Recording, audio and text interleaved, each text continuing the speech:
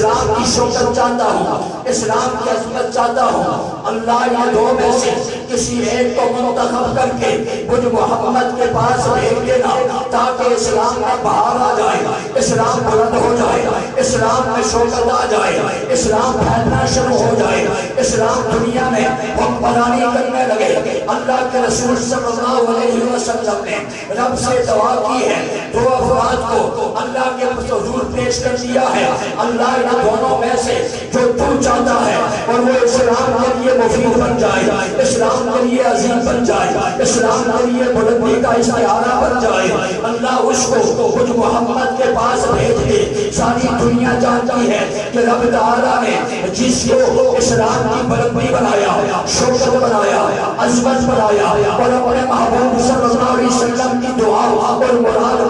بنا کر کے اللہ نے محمد کریم کی جھولی میں جسے ڈال دیا ہے۔ میرے دوستوں کو قول ہے جو اللہ کی نظر میں بھی اور رسول اللہ کی نظر میں بھی اسلام کی شوکت ہے، اسلام کی شان ہے، اسلام کی آن بان ہے، اسلام کی عظمت ہے، اسلام کی بقا ہے، اسلام کا آغاز ہے، اسلام کی مضبوطی ہے، اسلام کی قوت ہے، اسلام کی طاقت ہے، اسلام کو پھیلانے کا ذریعہ اور سبب ہے۔ دشمن کے اوپر لوگ ہے، کفر کے اوپر لوگ ہے، تو رب تعالیٰ نے ان دونوں میں سے جس کا انتخاب کیا ہے اسے عمر بن خطاب کہتے ہیں۔ اللہ نے عمر کو نہ صرف